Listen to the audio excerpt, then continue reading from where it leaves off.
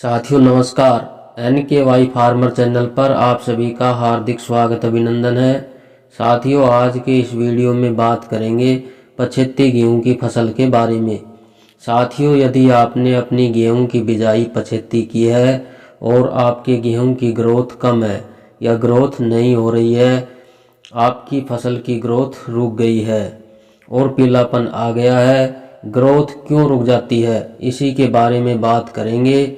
और वीडियो के अंत में मैं आपको दो ऐसे खाद बताऊंगा जिसे आपकी गेहूं की फसल की ग्रोथ बढ़ जाएगी और पीलापन बिल्कुल ख़त्म हो जाएगा और आपकी गेहूं की फसल एकदम से स्वस्थ व हरी भरी हो जाएगी।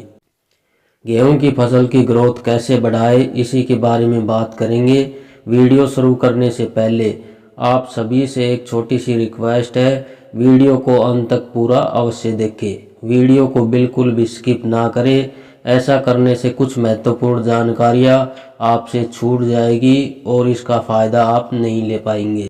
अगर आप हमारे चैनल पर पहली बार वीडियो देख रहे हैं तो वीडियो को लाइक व चैनल को सब्सक्राइब अवश्य करें। आइए शुरू करते हैं। साथियों जब हम किसी कारणवश सही समय पर गेहूं की बुआई नहीं कर पाते हैं और हमें पछेती गेहूं की बिजाई करनी पड़ती है, जिसे हमारी फसल की ग्रोथ सही ढंग से नहीं हो पाती है और अगेती गेहूं की अपेक्षा उत्पादन भी कम हो जाता है और अगेती फसल जितना उत्पादन नहीं दे पाती है, तो साथियों सबसे पहले बात करते हैं हमारी गेहूं की फसल ग्रोथ क्यों नहीं कर रही है।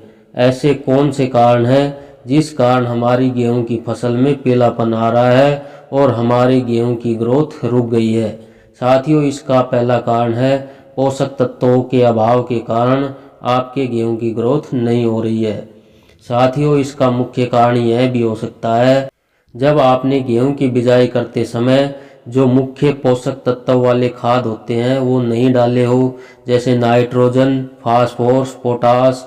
यदि आपने इन खादों में से किसी एक खाद को नहीं डाला हो तो भी साथियों आपकी गेहूं की फसल अच्छे से ग्रोथ नहीं कर पा रही हो। इसके साथ एक और मुख्य कारण है साथियों आपने अपनी गेहूं की सिंचाई फसल में सही समय पर सिंचाई नहीं करेंगे तो भी आपके गेहूं की ग्रोथ अच्छे से नहीं होगी। और साथियों इसका एक कारण और भी हो सकता है, जैसे अत्यधिक ठंड का होना और ख़राब मौसम होने के कारण धूप का न निकलना भी स्वाभाविक कारण हो सकता है और गेहूं में पीलापन आना भी स्वाभाविक है। साथियों यदि आपके क्षेत्र में धूप नहीं निकल रही है तो स्वाभाविक है आपकी गेहूं की फसल में पीलापन आएगा और ग्रोथ भी अच्छे से नहीं होगी। साथियों ये तीन प्रमुख कारण है जिससे हमारे गेहूं की ग्रोथ अच्छे से नहीं हो पा रही है। साथियों अब मुख्य बात यह है कि हम क्या करें जिससे हमारी पछेती गेहूं की फसल हरी भरी हो और ग्रोथ भी अच्छे से हो और कम समय में हमारी फसल हरी भरी हो जाए। तो साथियों गेहूं की फसल की तेज़ी से ग्रोथ बढ़ाने के लिए सबसे सटीक व कारगर तरीका यह है कि हमें ऐसे खाद का इस्तेमाल करना है जिससे हमारे गेहूं की फसल एकदम स्वस्थ व हरी भरी हो जाए। साथियों सबसे पहले आपको जो खाद डालना है वह है नाइट्रोजन।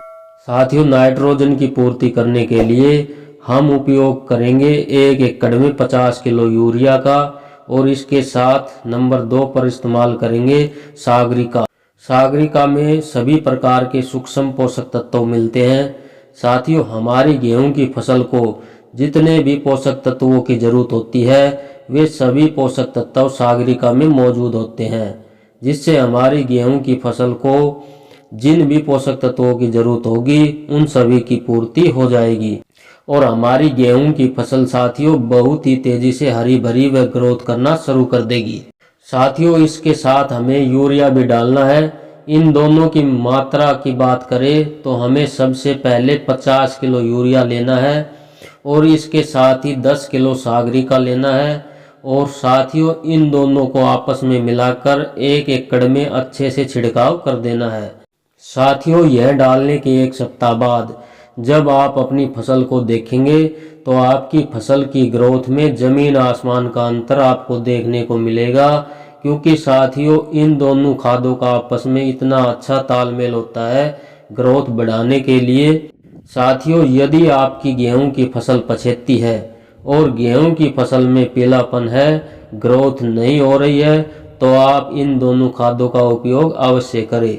साथियों, हम उम्मीद करते हैं आपको यह जानकारी अवश्य पसंद आई होगी।